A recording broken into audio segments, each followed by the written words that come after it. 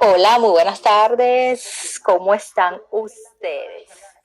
Hoy vamos a tener un en vivo súper interesante con el doctor Yaris Paredes. Espero que lo aprovechen y que se puedan conectar. Es sumamente importante entender hoy en día lo que son las conductas y eso es sumamente interesante. Así que Ya estoy de grabando. verdad vamos a presentar al doctor Yaris Paredes. Él es pediatra mexicano. Saludo a María. Hola María, ¿cómo estás? Saludo a la gente de Cocinas Chopiter.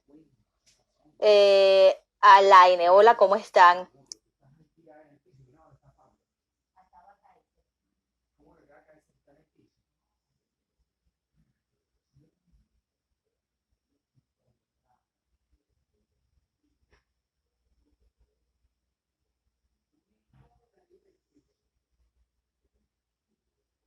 Interactúen, saludos Evita, la bendición a Corina. Erika, ¿cómo están? Mientras vamos esperando que la gente se vaya conectando y que el doctor Yaris se conecte para dar inicio a estas series del en vivos que hemos venido realizando y sobre todo de las conductas de hoy en día en casa, la importancia de las conductas en casa. Saludos a Nancy Castillo, a Juliana, ¿cómo estás? Saludos a Claré, Eva. Estoy esperando la conexión con el doctor Yaris Paredes. Janetti, Betsabe, qué bueno que estás aquí y puedas interactuar con nosotros, de verdad que sí. Hola, doctor Yaris, ¿cómo estás? Hola, doctora, muy buenas tardes. Gusto en tenerte aquí con nosotros. Ya te estaba presentando que eres pediatra, especialista en neurodesarrollo, neuroemociones, neuroconducta y sobre todo un excelente ser humano y muy académico. Y hoy vamos a tocar un tema súper interesante, esperando que todos también hagan sus preguntas, interactúen, aprovechen este recurso que tenemos aquí. El doctor es de México y nos está acompañando, doctor. Doctor, hoy en día tenemos una cuarentena, por lo menos aquí en Venezuela se está cumpliendo en todo el territorio nacional. Y las clases se han suspendido y todas las consultas son vía electrónica, por internet, online. ¿Cómo nosotros determinar como padres cuándo una conducta es patológica o no en mi hijo? Sí, miren, los problemas de conducta, hay una línea muy delgada, muy fina como papás, en decir, pues es que mi hijo es de este carácter, mi hijo es de esta manera, es su forma de ser, a cuando ya realmente es un problema de conducta. ¿Qué es lo que debemos de tomar en cuenta como papás para decir, probablemente sí hay un problema de conducta? De acuerdo a algunos criterios médicos que vienen al DSM-5 para algunos diagnósticos de desafío posicionista, se dice que los cambios de conducta o las malas conductas en tu hijo se deben de presentar por lo menos más de 3 ocasiones por semana cuando son menores de 5 años y en mayores de 5 años, es decir, de 6 en adelante, que sean por lo menos casi diario. Entonces, si tú tienes problemas de conducta con tu hijo casi a diario, estamos hablando que casi cada 2 a 3 días, casi diario, y que alteren la convivencia entre los hermanos de tu hijo contigo como familia o de tu hijo con alguna otra persona de tu familia ahorita que están viviendo todos juntos, entonces probablemente estemos ante un problema de conducta. Excelente. Y hoy en día ya determinamos que mi hijo tiene un problema de conducta. ¿Cuándo nosotros, doctor, hablar también de esas neuroemociones? ¿Sabe? ¿Cuándo determinar que por las emociones yo tengo algún problema, mi hijo tiene algún problema? ¿Y cómo ayudar a esa madre que muchas veces por la ansiedad, cuando hablo madres, padres, por la ansiedad que generó esta crisis del COVID-19, la ansiedad, pánico, no me influye en mi hijo? Ok, esto es algo que siempre comentamos con todos los papás. Todas las situaciones emocionales se pueden alterar o se pueden manifestar con un problema de conducta y viceversa.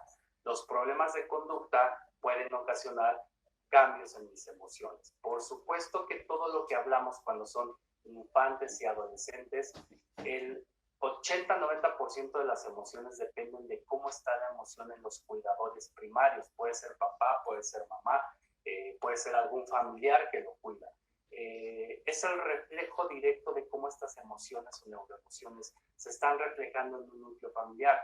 Por ello es que ahorita era muy esperado que si tú como papá, como mamá, como cuidador primario de la salud de tu hijo, empieces a tener cambios emocionales y conductuales, se van a ver reflejados en las neuroemociones de tus hijos. Y siempre les comento dos cosas. Hay dos tipos de cambios de conducta y emociones ahorita en la cuarentena. Aquellos niños, yo sé que tu mamá, yo sé que tu papá, sabes que tu hijo ya tenía previamente problemas de conducta y emociones y lo único que pasó ahorita es que se incrementaron, o aquellos papás, aquellas mamás que decían, no, ¿qué crees? Mi hijo no tiene ningún problema o no tenía previamente problemas de conducta o emociones y ahorita los está pasando. Te va a ayudar mucho que tú sepas que las emociones dependen directamente del estado emocional del cuidador primario. Y segundo, revisa por favor si esto ya se presentaba antes y solamente se incrementó o es parte de que tu familia está pasando por esta cuarentena, este cambio social. Doctor, eso que usted dice es sumamente importante, la determinación y la observación de la familia. Si realmente mi hijo ya venía con un trastorno de conducta o con un cambio, o hay algo que lo está exacerbando, porque eso también es importante. Lo que usted dijo iniciando es tomar en siempre los criterios, acudir a las personas especializadas. Un ejemplo, usted que es pediatra, que tiene su experiencia en neurodesarrollo. De hecho, hace días usted estaba haciendo un en vivo, yo lo estaba siguiendo, de los adolescentes, ¿no?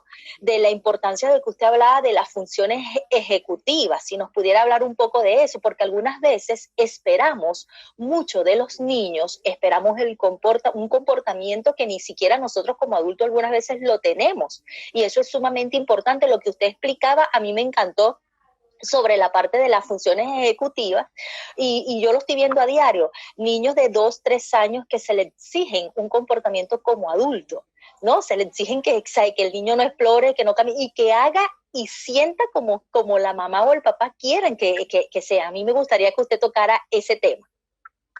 Claro que sí, muy rápidamente, miren. Cuando hablamos de conductas, hay dos tipos, de manera muy general, muy general, dos tipos de conductas.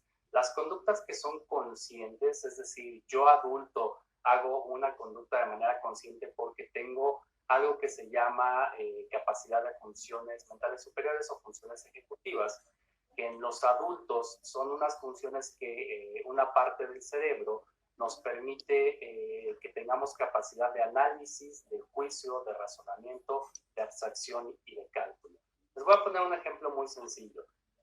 Ahorita que tienen estamos en cuarentena, de momento que nos digan, oye, te vas a quedar en casa 15 días más, tu mente en 2 segundos hace análisis, abstracción, cálculo, memoria, todo lo hace de manera así, ¿ok? Esas son las funciones que nos permiten tomar como adultos decisiones y conductas. Pero desgraciadamente, o afortunadamente, como queramos verlo, estas áreas del cerebro que nos permiten hacer todo esto de manera automática no son maduras hasta antes de la adolescencia, antes de los 15 años, que están en etapa de maduración. Por lo tanto, papás, por lo tanto, mamás, antes de los 15 años, un adolescente, un niño no puede tomar este tipo de conductas pensadas en algo consciente porque no tienen estas habilidades desarrolladas. Casi nosotros decimos que todas las conductas y emociones antes de los 15 años, el 90% son de manera inconsciente. Y con esto no estamos hablando de algo mágico, no es algo que no le entendamos. El inconsciente es algo muy fácil de entender. Les voy a dar el ejemplo.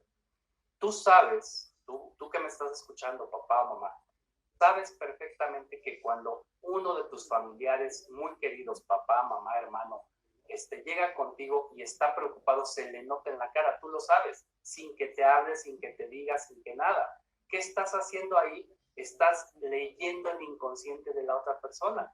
Y la otra persona, por más que te diga, no pasa nada, tú conoces a tu familiar y dices, tú estás preocupado, tú tienes algo, eso es el inconsciente. Ahí le está hablando el inconsciente de una persona y tú lo estás recibiendo. En el caso de niños y adolescentes, el 90% es inconsciente. Si tu mamá llegas así estresada, por más que le digas, mi amor, mi vida, no pasa nada, ¿qué crees? Está percibiendo ese inconsciente y le transmite. Y él no sabe ni por qué es, pero está con esa ansiedad, esa preocupación. Así es como funcionamos de estas conductas y emociones conscientes e inconscientes, y es por este desarrollo de la anatomía de las partes cerebrales que nos permiten tener emociones, tomas de decisión y estas famosas funciones ejecutivas que, como te digo, te las repito rápido, capacidad de análisis, abstracción, memoria, atención, razonamiento, juicio, que hacen que tomemos decisiones y determinan nuestra conducta como adultos rápidamente. Pero un niño no, por eso te comentaba la doctora, que un niño es un reflejo emocional y conductual de su núcleo familiar.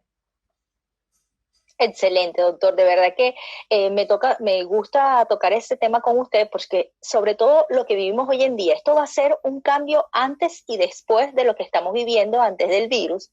Y lo que yo le comentaba, hoy en día, de hecho, por lo menos aquí en Venezuela, se ha aumentado mucho el maltrato infantil, ¿no?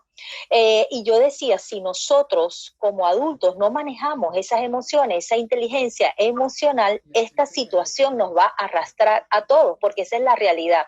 De hecho, las tareas las están mandando vía electrónica, algunos, otros no han podido, y eso ha generado cambios de conducta en los niños. Y tenemos que aceptar de que también estamos viendo, doctor, cambios no solo de conducta, trastorno del sueño, trastorno de la alimentación. La gente se está acostando a las 2, 3 de la mañana, se está levantando a la 1, 2 de la tarde hasta 11 de la mañana. Entonces, eso te cambia desayuno, almuerzo, comportamiento.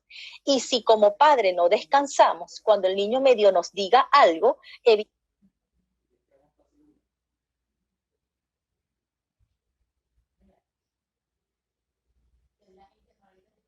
evidentemente uno va a explotar. Entonces yo soy de las que digo, tenemos que ayudar a la base, que es la familia, para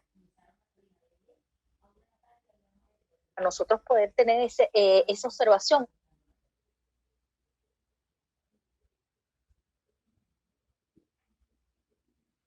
en el niño. Pero ¿cómo nosotros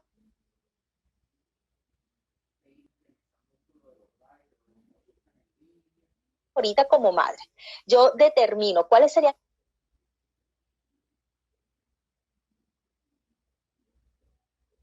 esos signos que yo debo de evaluar?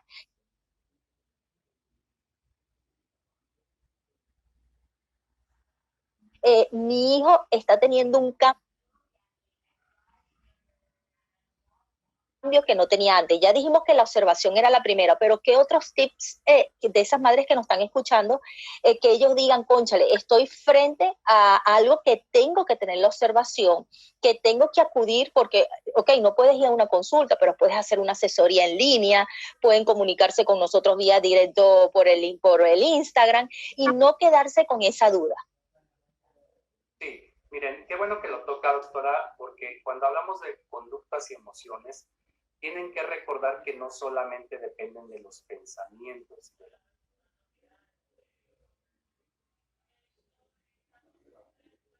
Que estoy sintiendo emocionalmente. Todos estos cambios de conductas y emociones, aparte de que nos pueden dar un cambio en mis actividades, pueden hacer cambios en los ciclos circadianos, como bien lo dijo la doctora. De momento, por este estrés, esta ansiedad, comienzo a tener cambios en mi apetito. Tú en tu niño puedes ver que tu hijo de momento empieza a comer un poco más y de manera compulsiva. Cuidado, porque eso te quiere decir a ti, mamá, que algo está pasando. Si hay cambios en el sueño, en la higiene del sueño, le llamamos nosotros, en el que debes de dormir tus 7, 8 horas, ya venías con un ritmo de que entre tal hora y tal hora tu niño se dormía y que ahora dices, oye, ¿qué crees? Sigue despierto y más activo. O de momento, ¿qué crees? Yo ya tenía un horario que se levantaba normalmente, inclusive en fines de semana, pero ahora está prolongando el levantarse o se despierta más temprano o veo que los cambios en el sueño empiezan a alterarse, que es más inquieto, que se mueve mucho más, que se despierta en las madrugadas. es otro signo que tú puedes decir, cuidado, hay situaciones emocionales. Y sobre todo en los niños, una de las cosas que siempre se altera, mamás, es lo que llaman ustedes periodos de ansiedad y de irritabilidad, perdón. Si tú ves que tu hijo está un poco más ansioso, más nervioso, se muerde las uñas, de momento te digo, empieza a comer más, de momento está un poco más irritable, reacciona con más irritabilidad que en días previos, ves que no disfruta lo que normalmente disfrutaba, debes de tener mucho cuidado porque estamos tratando de que probablemente haya un cambio en estas neuroemociones que se requiera precisamente de un apoyo para ti como mamá y un apoyo para tu niño. Excelente. Doctor, cuando hablamos de neuroconductas, ¿cómo lo trata usted? ¿Cómo acudir a una consulta con el doctor Yaris o cómo hacer una orientación cuando yo estoy determinando que mi hijo tiene neuroemociones, neuroconductas? ¿Cómo determinarle? Miren, afortunadamente ahorita ya todos estamos en redes sociales y más ahorita que nos obligaron a estar sin salir, pues es una vía esto, ya así como con usted, doctora, que por ahí de momento me preguntan, oye, ¿cómo le hacen para revisarlos, para verlos? Pues por supuesto que los que ya tenemos experiencia sabemos cómo pedirte sí. A ti como transmitas lo que nosotros queremos saber. Lo mismo con usted, doctora, cualquier mamá que dude en tener una consulta en línea con alguien, un experto, un neurólogo, pediatra, créanme, háganlo, tenemos formas de cómo hacerlo. ¿Cómo manejamos neuroconductas? Hay la metodología que nosotros utilizamos, se apoya mucho en la terapia cognitivo-conductual, pero lo que realmente me funciona a mí, a nuestra metodología, es que la base del tratamiento de neuroconductas y neuroemociones la dirigimos el 80% a que tú como mamá o tú como papá sepas cómo trabajar. Y hacemos que tú veas al niño como yo lo veo, que entiendas cómo te hace una rabieta, una pataleta, un berrinche, digan en tus países, y cómo lo manejas en 2 minutos, cómo cambias estas conductas malas de que es desafiante o posicionante en 3 días. Créeme que si yo hago que tu mamá hagas lo mismo que yo con el niño, las conductas emociones cambian. Y sobre todo también algo muy importante, te ayuda hasta incluso cómo regular tus propias conductas y emociones. Así es como lo hacemos. Excelente, doctor. Nos hacen una pregunta. Dice, ¿pueden estos cambios, lo que estamos viviendo ahorita, generar ataques de pánico? Un sobrino de 15 años fue diagnosticado con este problema por sus ansiedades. Tengo entendido que en niños no es común. Entonces, en sí la pregunta es si esta situación que estamos viviendo puede generar ataques de pánico. Sí, por supuesto que puede generar, recuerden, todos como personas, estamos a situaciones de estrés emocional siempre. Incluso se describe que hay estrés bueno, hay estrés que nos favorece, pero cuando este estrés se vuelve un estrés malo por la liberación de algo que llamamos catecolaminas, que es adrenalina, que es como que si tuvieras miedo sostenido. Entonces, esta situación que te lleva a tener estados de estrés sostenidos se puede convertir en ansiedades o crisis de ansiedad. Y las crisis de ansiedad sostenidas se pueden volver ataques de pánico. Es decir, en ese momento la gente no lo controla, pero está en ataque de pánico. Por supuesto que puede pasar y a veces ni ya saben por qué. Eso es lo más raro. Ahorita me llegan incluso personas adultas que me dicen, oye, Yari, pues yo no estoy preocupado, pero mira, ya no duermo, tengo insomnio, estoy más irritable. Le digo, a ver, pues yo sé que tú según hablas muy bien, pero ¿te está preocupando la economía de tu familia?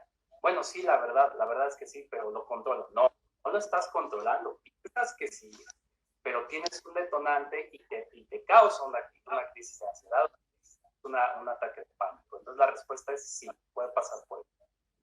Excelente. Y agregando a eso que usted comentó, también la situación económica de las familias hoy en día, el abuso de las redes sociales. Por eso siempre la recomendación es leer a personas que ustedes sepan que están capacitadas, porque muchas veces leemos mucha información y le transmitimos ese pánico a los niños. Miedo, eso puede pasar, porque pasa que ayer lo comentaba, hace días en un live que también tuve, que tengo una mamá que me llama, mi hijo está comiendo mucho, mucho, doctora, o no duerme, y te ponen aquí el panorama grande. Señora, ¿y usted? No, yo también me acuesto tarde, yo también estoy comiendo demasiado, siento que tengo hambre a cada momento, abro la puerta. Entonces yo le decía, si tú no controlas tus emociones, ¿cómo pedir a ese niño que controle sus emociones? Eso es sumamente importante. Y algo que yo siento que ha aumentado mucho también es el no tener el manejo en casa. O sea, la creatividad tenemos que aumentarla.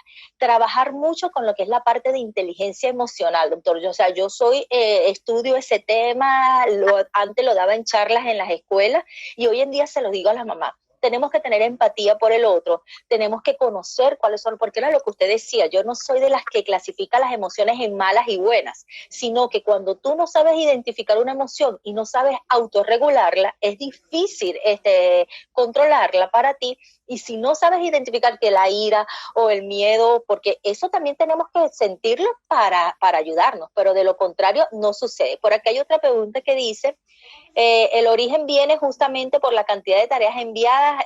Gracias por la respuesta, doctor. Le están dando las gracias aquí. Y eso también, doctor, ese manejo de las actividades en casa, esa cantidad de actividades en casa, ¿cómo ayudar a orientar a esos padres hoy en día desde este punto de vista? Sí, como bien lo dicen, creo que nadie estábamos preparados. Por supuesto que para una docente mandar toda la cantidad curricular a un papá que definitivamente no tenemos esa formación pedagógica, por supuesto que se viene un caos enorme. Recuerden que todo lo que se refiere a carga de trabajo, que no me da una satisfacción emocional o no me da una recompensa placentera a mis emociones, es carga de trabajo. Vamos a llamarlo así tal cual. Hay cosas que son como carga porque no me dan una retroalimentación placentera o una recompensa placentera para mis emociones. En el caso de las tareas es eso. En el caso de las tareas más bien lo tenemos que ver como una rutina, como una parte que tenemos que hacer de actividades durante el día a día con nuestros hijos. ¿Qué es lo que yo les recomiendo y les he estado recomendando ahorita en todo este confinamiento?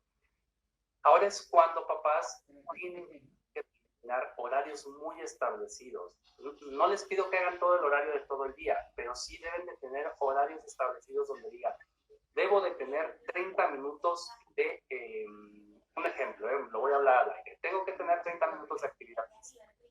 Pues entonces pones en tu rutina del día 30 minutos. Ya tú sabrás si es yoga para niños, altos, lo que tú quieras. Pero ahí mismo debo de tener una hora para tareas, así, dedicarle exclusivamente esa hora a tareas. Debes de tener otro tiempo para relajación. Ahorita es relajación, también tienes que enseñar a tus hijos. Hay mindfulness, hay técnicas de respiración.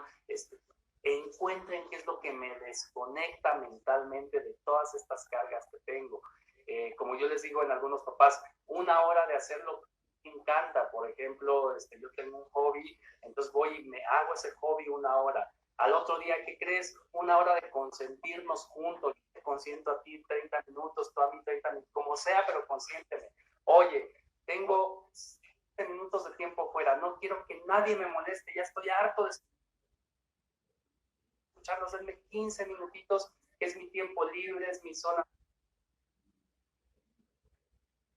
de confort, es lo que yo quiera hacer. Vayan haciendo este tipo de pequeñas rutinas, insertarlas en el día a día y pónganle un tiempo. Por eso así es como el niño va a ir como que su mente diciendo, por lo menos tengo un inicio, un final y tengo alguna recompensa, ya viene mi... Navega como si fuera tú así nueva, para ver cómo está la usabilidad. Muchísimo. Excelente, esa participación, todo lo que dijo me encantó, porque algunas veces la gente se pone muy negativa. Hace días a mí me hicieron una consulta en línea y yo le comentaba a la mamá, mira, ella tiene 2 hijas, ¿no? En este caso ella tiene 2 niñas. Entonces yo le decía, haz un spa, y ella, no, doctora, todo era no, Yari, no, doctora, no, eso, ¿usted cree? Mira, haz un spa media hora, se dan unos masajes, tú le das unos masajes a ella, te ayuda, la señora es repostera. Entonces Entonces yo les decía, ella nunca había involucrado a los hijos, a las niñas, las 2 hijas que tiene en las clases de su repostería. Yo les dije, ponte a hacer una torta con ellas, enséñalas, educa, y de ahí vas obteniendo, vas ayudándola también en el aprendizaje, porque le hablas de cantidades, les pones a restar, le hablas. Entonces, el primer día que ella habló conmigo estaba no receptiva, todo era no. De hecho, le dije, mira, te voy a dar una idea que yo la practico, tú te metes por YouTube cuando tengas internet, porque entonces la excusa es no tengo internet, ok, pero cuando lo tengas, inténtalo. Vas a yoga para niños y te pones. Como a la semana me llamó, doctora, tenía razón, y le dije, ¿qué pasa aquí, Yari, en la situación país en Venezuela? Muchas personas se les va el internet o le cortan la luz de 4 a 6 horas, ¿ok? ¿Qué pasa con eso? Como yo les digo, tú eres el que, si ya tienes una hora preestablecida para estudiar, pero en ese momento hubo algo, por lo menos nosotros estamos aquí hablando, estamos haciendo el en vivo, pero se nos va la luz, se nos va el internet, reprogramamos, pero la idea es esa, que actúes en reprogramar y que no te estanques en esa emoción negativa en que no lo voy a hacer. Y me encantó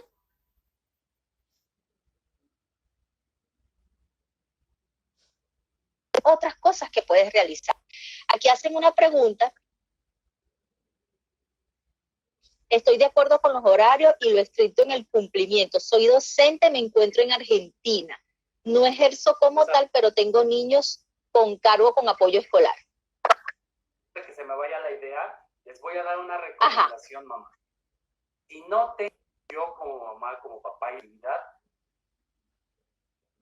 pues fácil, involucren a sus hijos. El niño es idea y creatividad, y créanme, con una caja los niños te pueden hacer 1000 cosas. Si me falta, no es toda tu responsabilidad. ¿Por qué no dejas que tus hijos se expresen? ¿Por qué no dejas también que ellos hagan las cosas?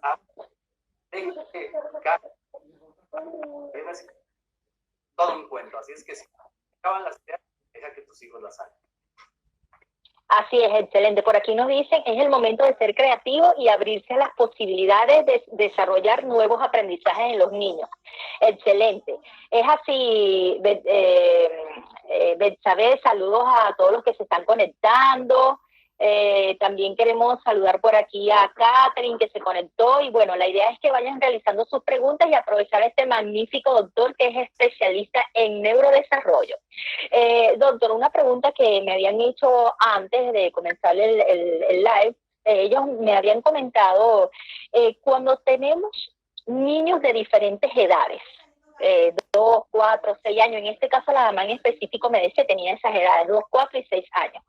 ¿Cómo ayudarse? ¿Sabe? ¿Cómo esa orientación de usted que sabe esa parte del neurodesarrollo, que sabemos qué esperar de un niño de 2, de 4, de 6 años, cómo orientar a esta madre? Es algo que está pasando muchísimo porque tienen niños de diferente edad. Lo mejor es involucrar, fíjense bien lo que les voy a decir, tratar de involucrar al niño grande con las actividades que apoyen al niño pequeño. Ojo, tratar de integrarlo, no dejarle la responsabilidad.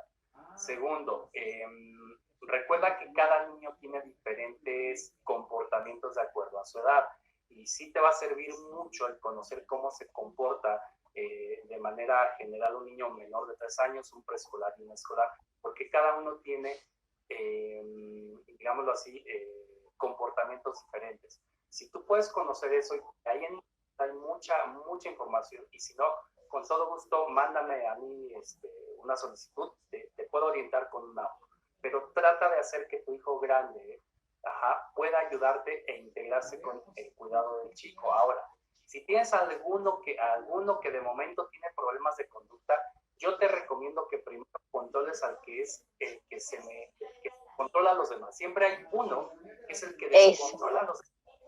Pon tu foco de atención en este que te está descontrolando, y si llegas a controlarlo, créeme que los demás no se me descontrolan.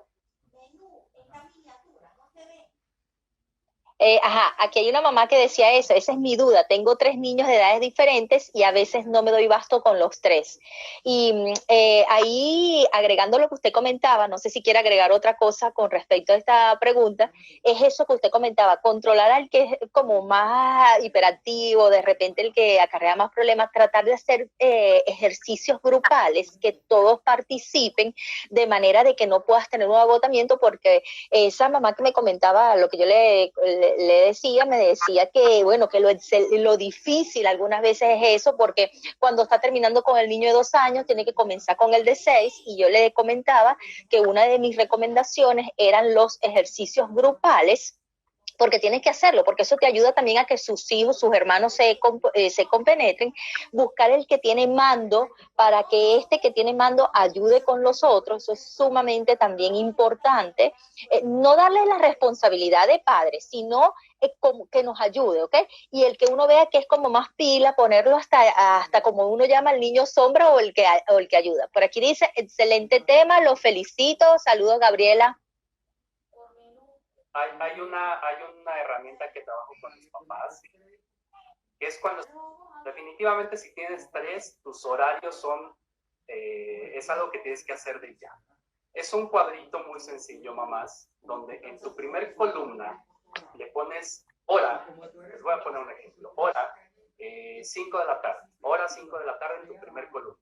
En la siguiente columna, actividad, y ahí le pones qué actividad se tiene que realizar por parte de los 4, si tienes 3 niños y tú, hay un ejemplo, hacer tarea.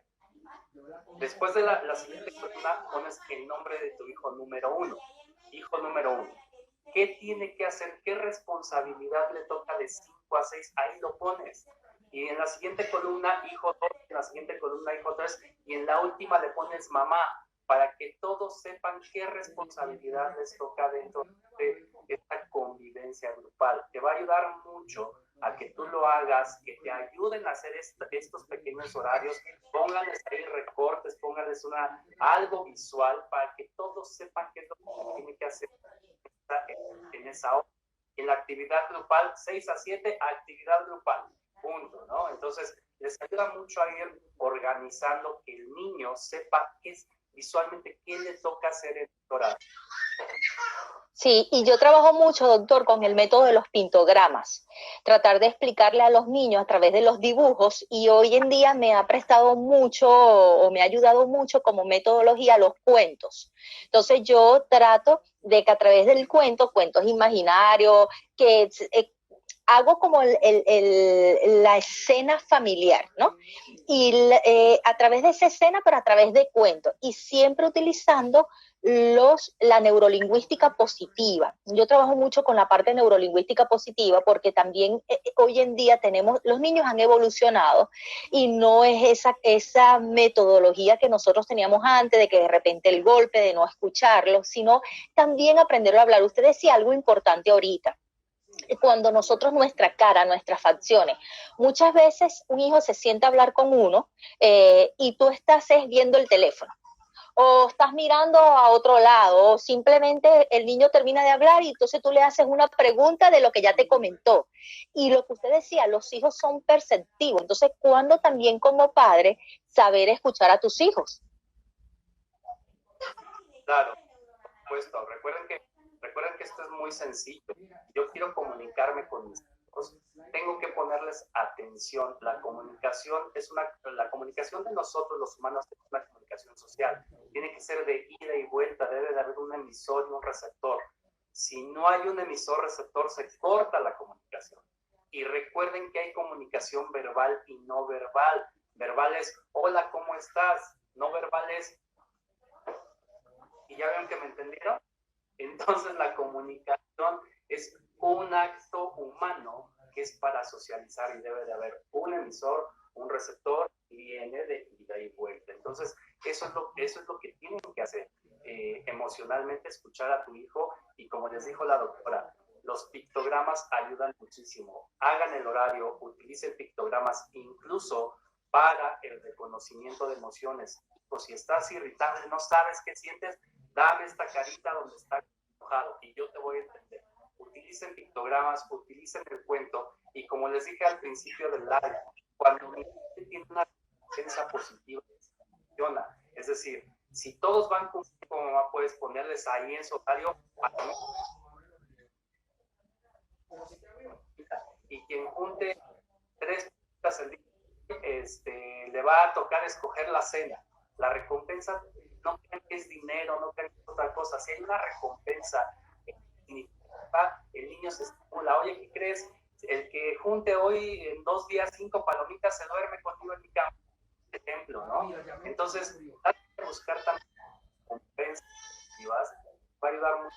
Todo en los niños con pictograma nos ayuda. Así es, y con respecto al tema de las recompensas, saber hacerlas también, porque algunas veces por salir del paso ofrecemos, pero no cumplimos. Y siempre le digo a los padres, cuando usted hace una recompensa, tiene que cumplirla, porque también su palabra, usted como padre es el ejemplo de su hijo. Por aquí, doctor, Mónica dice que excelente live, doctor, importante tema en estos tiempos. Y Catherine, que fue la que nos hizo la pregunta, dice gracias por las recomendaciones. Esa es la idea. La idea es que no se queden con las dudas. El doctor Yari es excelente en las redes sociales. Me encanta la parte que él lleva de neurodesarrollo. Y no se quedan con las dudas. Estamos ofreciendo la oportunidad de hacer esto para ustedes y la idea es que lo sepan aprovechar, porque la idea es que el tiempo es valioso, tanto del doctor como el de nosotros como el de ustedes, y como madre, doctor, también es importante que ellas sepan y reconozcan que lo están haciendo bien, y que aunque ninguna madre viene con un manual, ningún padre viene con un manual para saber cómo va a educar a su hijo, lo importante es que ella sí se empiece a educar desde el momento, y cuando tenga las dudas tienes que hacerla, porque como yo siempre digo, cada quien tiene sus orientaciones, tiene su experiencia y de eso se trata, que nosotros vamos uniendo piezas, nos vamos uniendo y se van haciendo. Por aquí Jaime dice, los felicito, excelente. Doctor Yari, otra pregunta que tengo que siempre ocurre mucho. Cuando tenemos un niño con una condición, ya sea diagnóstico de autismo, de TDAH, que ya lo tenga, ¿cómo hacer es bueno darle el diagnóstico? Yo soy de las que digo que sí, pero desde su punto de vista de neurodesarrollo, ¿cómo manejar estas situaciones? Sí, miren, definitivamente cuando tenemos un diagnóstico, pues obviamente el niño debe de saberlo, pero yo quiero que lo hagas, mamá, debes de tener mucho cuidado. No quiero que le des el diagnóstico para que él pueda o él tenga una herramienta de cómo excusar varias situaciones. Por ejemplo, si yo tengo un niño con dislexia, cuando yo lo veo le digo, oye, ¿qué crees? Resulta que hubo una situación que no te dejó llegar a las habilidades de aprendizaje como quieras. Tienes que se atoró, pero yo te voy a ayudar a que seas mucho mejor en la escuela. Oye, TDAH, oye, ¿qué crees? Es que hubo una situación donde tu atención se dispersaba un poquito, pero nosotros te vamos a ayudar a cómo ser mejor. Entonces, si bien es cierto que hay que hablar sobre su condición, más bien es una herramienta para autoconocerse nomás, pero no es de que tú le digas TDAH porque de momento el niño ya no va a querer hacer cosas porque es TDAH. O que tú digas, híjole, el niño le pega a todo mundo porque es TDAH. No es para eso. El diagnóstico es para que todos tengamos una orientación, una forma de cómo trabajar. Y yo lo que siempre les digo, mi objetivo de cuando yo doy un diagnóstico es que tu mamá y el niño se olviden de ese diagnóstico. Es decir, te tengo que ayudar, te olvides que tu hijo tiene TDAH. No es de que, ay, tiene TDAH y por eso. No, mi objetivo es que sepas, que conozcas, que evolucionemos y que el niño se olvide que tiene algo. Y recuerda, yo a todos los niños, tengan lo que tengan, yo los veo como un niño normal.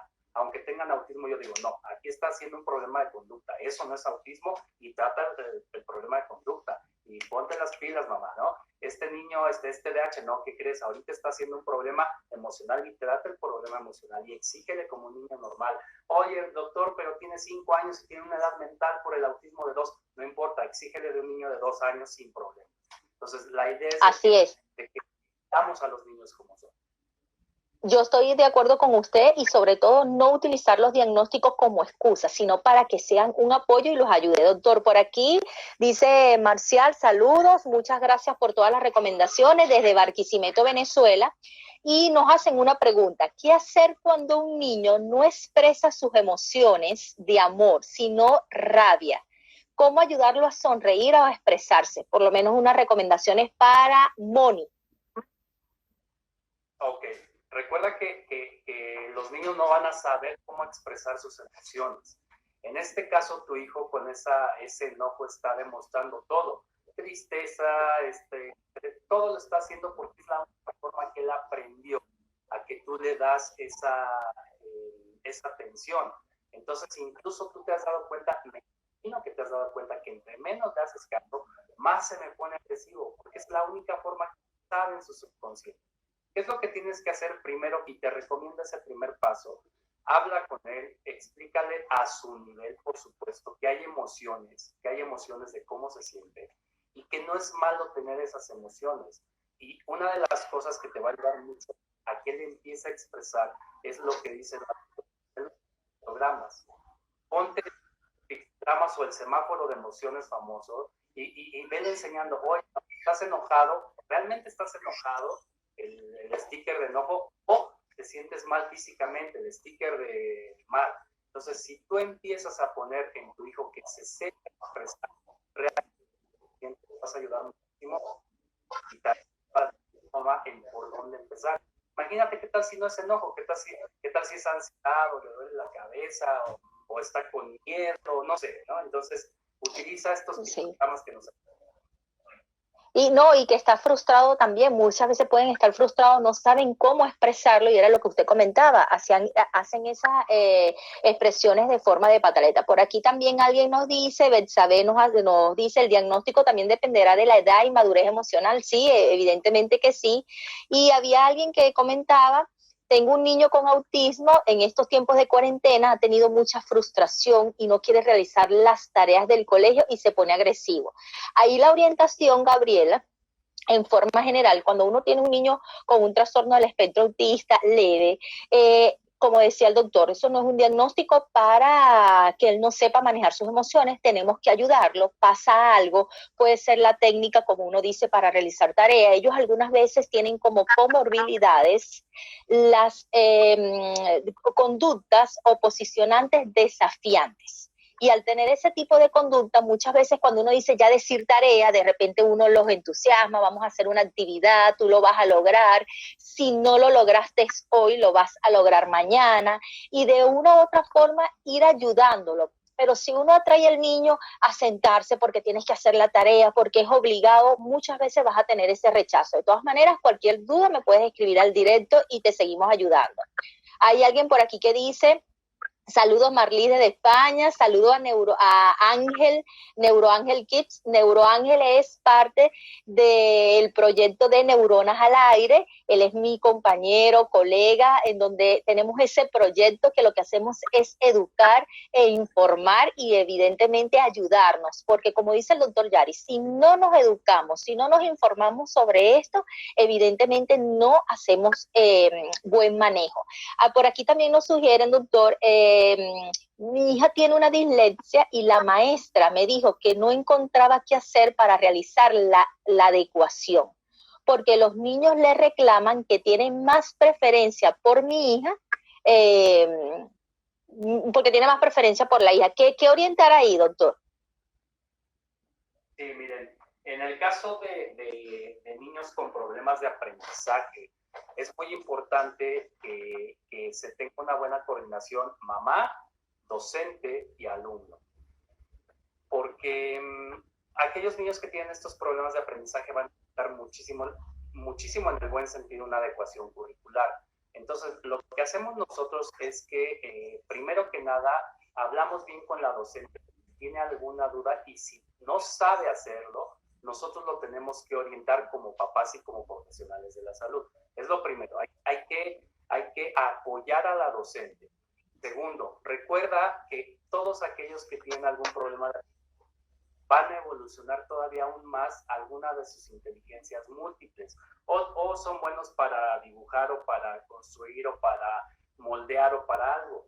Todo lo tienen que hacer a través de su inteligencia múltiple, les va a ayudar muchísimo, como decía la doctora hace un momento. Si tú eres repostera y vas y llevas a tu hijo a hacer un pastel, ahí le puedes enseñar sumas.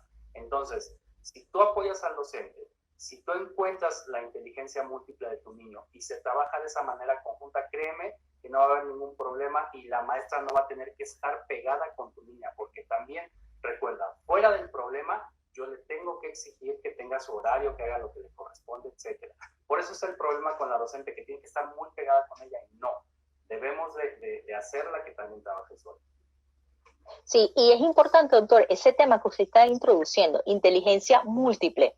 De hecho, cuando yo estudio inteligencia emocional, ya se ha cambiado mucho, no hay un término específico de inteligencia, ¿ok?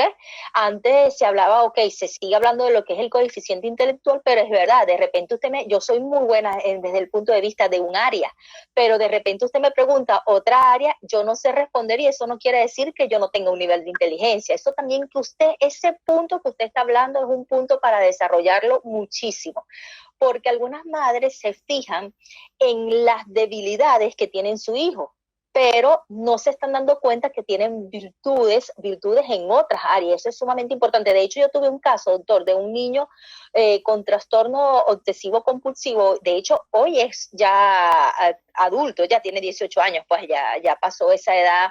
Pero cuando se le hizo el diagnóstico a él tenía ideas compulsivas de matar, de herir. De hecho, él requirió un tratamiento, pero traje este caso aquí a colación porque él era la parte obsesiva de él era con los números, era impresionante, era demasiado bueno, sacaba las cuentas impresionantes y eso lo veían como una debilidad.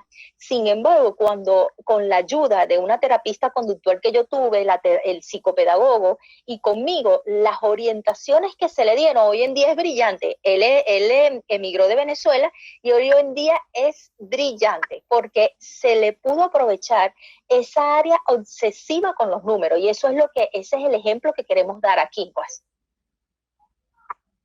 Así es, y también por ahí si hay mamás o papás que tienen hijos con algún daño neurológico muy severo, autismo severo, parálisis cerebral, Down o algo así, ¿qué creen, papás? Mamá, hasta ellos tienen una inteligencia múltiple. Tú ves a un niño con síndrome de Down e invariablemente te saca una sonrisa. En ellos es el interpersonal, te sacan esas cosas, tienen esa inteligencia, ves a un niño y disfruta las cosas y te hace a ti sentir así. O sea, todos tenemos una inteligencia múltiple que desarrollar.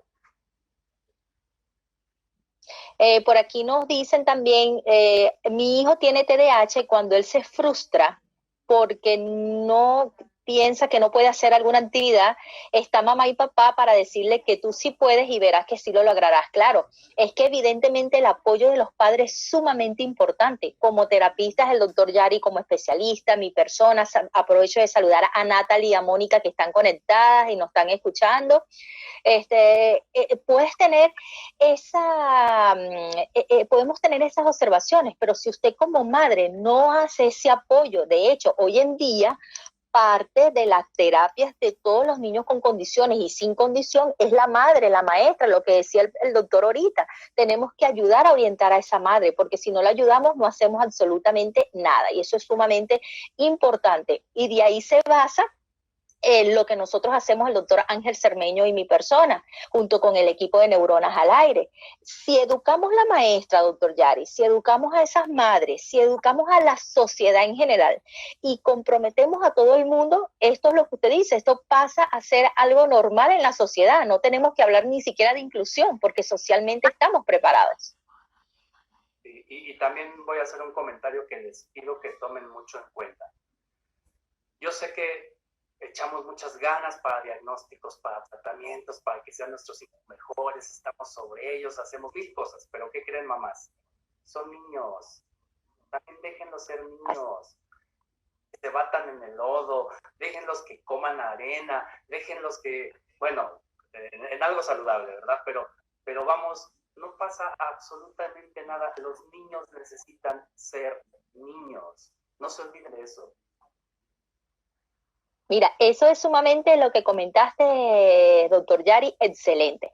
A los niños hay que dejarlos ser niños, explorar, hablar, comunicarse, decir sus imprudencias. O sea, hay que hacerlos que ellos jueguen, que ellos exploren. ¿Qué pasa? Que es como yo le digo a las madres, tienes que ser tú, que eres la adulta, la observadora. Pero pasa mucho, no sé si a usted le pasa en su consulta, pero pasa mucho esa madre que llega que todo es no, no, no, no juegues, no te montes, no hagas, no toques. No, ellos tienen que explorar. Eres tú la que tienes que tener previsión. Si tú ves que tu hijo está metiendo el dedo en un enchufe, que sabemos que le puede dar una electricidad, tú tienes que orientarlo. Pero no ese no. O sea, hemos perdido, es que yo lo veo en el parque. Tú vas muchas veces al parque con tu hijo y tú ves que empieza, no corra, ¿para qué lo llevaste? O sea, así de sencillo, ¿para qué lo llevaste? No corra, no brinque, ahí no te puedes montar, eso es peligro, y todo es peligro, peligro. Cuando el niño te llega a una adolescencia, ay, mi hijo tiene pánico y mi hijo sufre frustraciones y mi hijo sufre de tolerancia, pero si en toda su infancia le tuviste diciendo que todo es peligro y que todo es malo.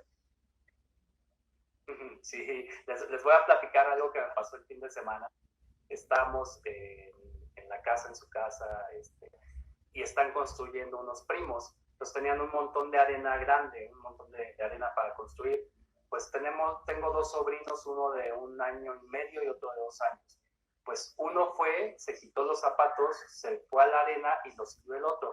Pues fueron sus 2 horas más felices, que estaban llenos de arena, habían comido arena, se habían aventado de la arena, o sea, con un simple montón de arena, ¿no? Y felices, felices, o sea, es parte de la exploración, parte del aprendizaje, parte de la prueba y error, parte de la exploración del mundo que tienen.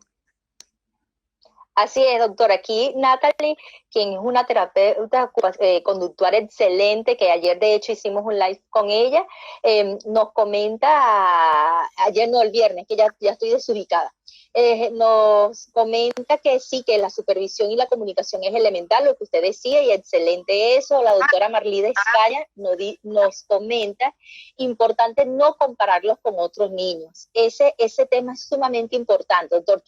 ¿Cómo saludos al doctor Guillermo, cómo decirle a un padre y determinarle que no debemos comparar? Miren, creo que todos los papás siempre lo estamos haciendo de manera inconsciente. Siempre, esto es algo nato, esto es algo de conducta, de que nos estamos comparando siempre con alguien. ¿Qué nos ayuda a nosotros como papás? Porque es algo innato. Todos, hasta ustedes, hasta yo, cuando vamos a alguna fiesta, esto dice, ay, me comparo con alguien. Es algo natural, es algo nato. Pero ¿cómo hacerlo a una manera de que no sea perjudicial para nosotros? Miren, hay 2 cosas, papás. Primero, recordar que nuestros hijos son únicos, tienen una inteligencia, o sea, tienen una habilidad muy buena para algo. Lo que te dije hace un rato de inteligencias múltiples.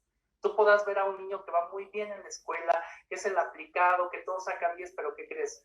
No es como tu hijo dibujando, o no es como tu hijo haciendo moldes de plastilina, o no es como tu hijo. Fíjate en las habilidades de tu hijo. Y segunda cosa que te voy a decir, papá, y esto es algo que en emociones sé que te va a doler, pero lo tienes que entender. Lo que yo envidio de otra persona, que en este caso es el otro niño con el que comparo, es lo que yo siento que a mí me falta emocional. Entonces, no compares. Doctor, excelente, de verdad. Por aquí Lore le dice, Yari, qué fino verte hablar como especialista de mi país. Así que un saludo a Lore, un saludo al doctor Guillermo. Lore le dice que así es, doctor, y así es. Dentro de una de las anécdotas que uno algunas veces tiene, y sí me gustaría que tu opinión por tu experiencia. Muchas veces como padres, no, cuando salimos al medio, cuando conversamos, nos dejamos llevar mucho por las ideas de terceros y la opinión de terceros, y eso no nos ayuda en la crianza de nuestros hijos.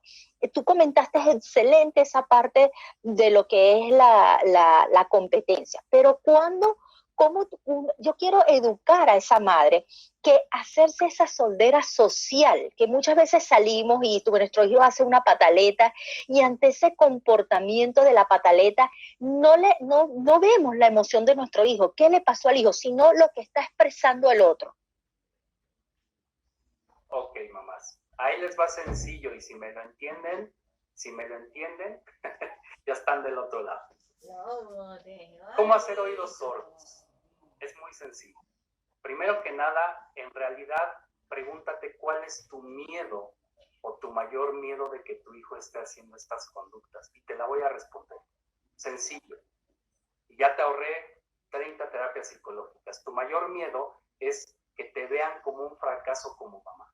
Punto. O sea, todo lo demás es signo y síntoma. Tu mayor miedo es que digan, esa mamá es mala porque tiene un hijo que tiene mala conducta. Esa mamá fracasó como mamá porque su hijo no saca 10. ¿Qué crees? Quítate eso de la cabeza. Yo te voy a decir algo.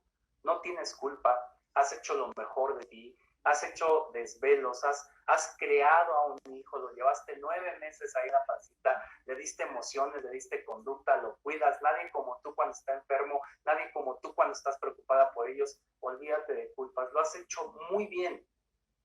Simplemente te estamos dando otras herramientas para que seas mejor.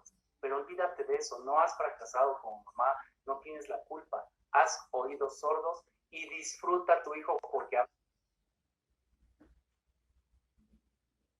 veces, por tanto estar escuchando a los demás, se te olvida que estás disfrutando a un hermoso ser. Todos los niños son seres hermosos. Aprende de ellos. ¿No? Y crecen rapidísimo, crecen súper rápido. Yo le digo a la gente, disfrútalo, son 12 años lo que dura la infancia, ya después viene la adolescencia, pero son 12 años, disfruta esa infancia feliz, sus juegos, la inocencia que tienen, la cantidad de alegría que te dan, esa sonrisa que te sacan. Es importante disfrutar a los niños, hay que ser niños para que podamos ser adultos felices. Algo aquí importante, doctor Yari, que sí le quiero responder a la persona. Ellos dicen que el internet debe ser que se salió del aire. La pregunta que le hice anteriormente de que el niño demostraba solamente rabia y no conductas positivas. ¿Sí nos puede repetir eso para que la señora, por favor, que nos lo está pidiendo, pueda escuchar esa respuesta que usted dijo de las emociones? Ok. Creo que me acuerdo más o menos la pregunta, que todo lo manifiesta con enojo. Sí, es correcta esa, ¿verdad? Ajá. Sí, esa es la pregunta. Ella dice cómo manejarlo y también cómo manejar sus emociones en esta situación, ya que el día a día, es decir, entre ser mamá, ser maestra en casa, la mamá y el niño que solamente demuestra la rabia como sentimiento, pues. Sí, habíamos hablado del reconocimiento de emociones y esto es algo muy básico que se maneja con psicología, psicopedagogía, es hablar con el niño de que no es malo expresar emociones, pero hay que ayudarlos a que sepan qué cambios ellos sienten de acuerdo a porque recuerda que ellos no te van a expresar y nos podemos ayudar de pictogramas muy sencillos, de la carita feliz, la carita triste, la carita enojada, la carita con dolor. Si tú le empiezas a enseñar a tu hijo cuando él siente algo, en realidad le vas a preguntar, mi amor, ¿es enojo o realmente está sintiendo miedo o está sintiendo dolor o qué está sintiendo? Te va a ayudar mucho a ti para que vayas orientando y que tu hijo sepa reconocer emociones. Eso es lo que hablamos y los programas siguen siendo muy buenos para los niños. Excelente, doctor. Por aquí Lore le dice, gracias al doctor Yari, me di cuenta de la dislexia de mi niño. Gracias, doctor. De verdad que excelente cuando la madre, ningún psicopedagogo ni psicólogo lo habían notado. Es que de eso se trata.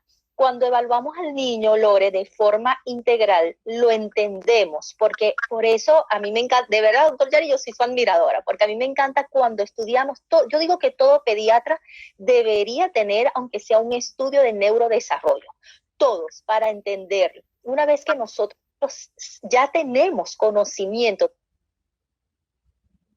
de cómo se desarrollan los niños, podemos entenderlo. Parte de los diagnósticos falta eso. muchas veces nos enfrascamos en hacer un diagnóstico o decir, no, el niño es normal, pero no sabemos de neurodesarrollo. Y lo que usted hablaba, no solamente el neurodesarrollo motor, del área motora gruesa, fina, lenguaje, sino incorporar el área social, el área cognitiva, las emociones de los niños. Tenemos que darnos cuenta de eso. ¿Por qué mi hijo solo refleja emociones negativas? ¿Por qué no lo ayudo a identificarlo? Y lo que usted hablaba de las funciones ejecutivas, que lo hablamos desde temprano. El juicio en los niños, el compromiso, el análisis, eso es sumamente importante. Por aquí Moni, doctor, que fue la que hizo la pregunta, le dice 1000 gracias y bendiciones. Alguien nos pregunta alguna recomendación por los niños con TEA.